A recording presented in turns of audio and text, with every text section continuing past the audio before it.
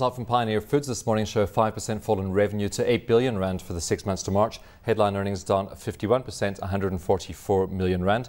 Joining me with more on that is Hanekom. He's the CEO of Pioneer. Andre, thanks for coming in today. Well, one thing that's changed since the last time you came in is now that you have made provisions and you've paid a fine to the Competition Commission, 196 million rand over the bread matter that was investigated. And you've also provided 154 million for the milling business. If you strip all of those out, operationally, how did Pioneer do over the last 6 months? I think I'm very satisfied with the results for the last 6 months. So before any provisions, we are up in this per share 66%, so I think that's fairly acceptable. The extent of the fines, because we know that the Competition Commission has appealed against some of the fines, it would like you to be fined on total group turnover rather than just on divisional turnover. How are you treating that going forward from here? Is that a risk for Pioneer Foods? Yeah, I think obviously that it's a risk, but we have provided by the rules that the tribunal has laid down currently. Any other? Which is under appeal, unfortunately. Any other skeletons in the closet at this stage? What should investors be thinking? Yeah, I think what you've mentioned is the maize side. We have reserved the affidavits and we have done sort of our answers to that, so that's all in. So that's really much a work in progress. Okay, and there's no other fines that could come up through investigations of the company? No, I think what's also in the public domain is the investigation into the agribusinesses, so we're also busy with that. Okay, and so you said stripping those out, you had a 42% increase in operating profit, ignoring those administrative penalties. Operating profit margin up from 6.6 to 9.8%, so pretty nice improvement there. Is there further scope for improvement there? Yeah, I think this is obviously a difficult one. I think what happened in the past 18 months, we have postponed a bit of our capital that we have spent and wanted to spend. We focused very much on the cost side of the business. I think we're really efficient in doing that, and that gave us a big kick. So obviously we look at every category on its own, what we can achieve there, but I'm fairly satisfied with the last 6 months. And of course selling prices have come under pressure due to food deflation, so it's been a difficult balancing act, hasn't it? Yeah, I think if you look at our total volume growth, I think it's between 2 and 5%, so that gives us a deflation. Our business are between 7 and 10%, that's fairly big. So the big question is, are there space for any more deflation? We know we have quite a bit of cost increases coming through the system. We all know about electricity, also labour and wage and salary cost, that's also in there still. So it's going to be a more difficult environment coming forward. And how would you see the food deflation playing out? How long would you expect that to last for? Yeah, I think there's no big reason for raw material pricing to go up now. The rand obviously can play a bit of a role if the rand weakens quickly. But we have a lot of stock in the system, there's a lot of stock in the world, so I don't see a big increase there. But to us, the thing we must manage is our cost, and I think that's something we have focused on significantly in the past 6 months, and I think we will carry on with that.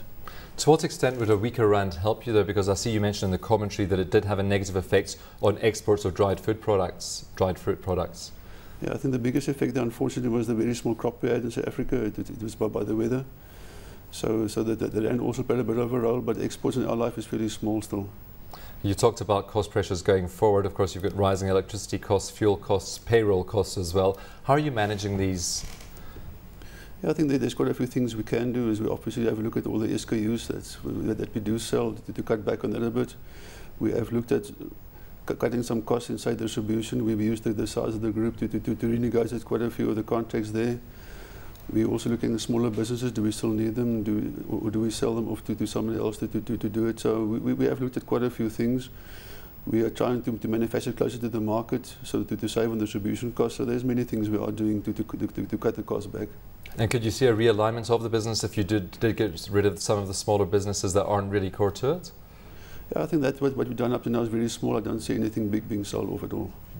You also say that you're investing in growth in key market segments. What have you identified along this line? Yeah, I think that the one success story of ours is in the maize side. We have added some capacity, and I think there's still something we will do on that. Rice have grown substantially, so we'll carry on doing that. The other big focus obviously is on the Pepsi side. On the juice side, we are spending quite a money in Gauteng to be able to manufacture here as well. So sort of almost across the range we are spending money to make sure there is growth and cost savings for the business. Just looking across the divisions and the performance of those divisions, Sasco revenue down by 7%, agribusiness revenue down by 8%, Bakomi revenue down by 1%. I mean, it's been a tough period, as you said, but differing effects on different businesses. Yeah, I think we're still very comfortable in total. If you look at all the ups and downs, we still had volume growth, so I'm very happy with that. But I think that's a benefit of spending all the money we have in the past. So I think we're really seeing the benefit of that coming through now for us. Just going into the next 6 months, though, I mean, you do have a defensive basket of products, as you point out. There are some risks, though. What would you expect for the full year performance in that case? Yeah, I think the turnaround of business came about a year ago. So the last 6 months, the previous financial year was also very, very good. So we are comparing against the better 6 months than we compared for the past 6 months. So I still see an increase in earnings, but I don't see the big jump we've had in the past 6 months. How about your debt? Your net interest-bearing debt up by 218 million rand to 878 million rand. It's now about 19% of equity. Are you comfortable with the debt at these levels? Will you be working on bringing that back down? Yeah, I think we have a cyclical increase in working capital by March. We should come back in by September. So now I'm positive about that. So we are still in range where we want to be with debt.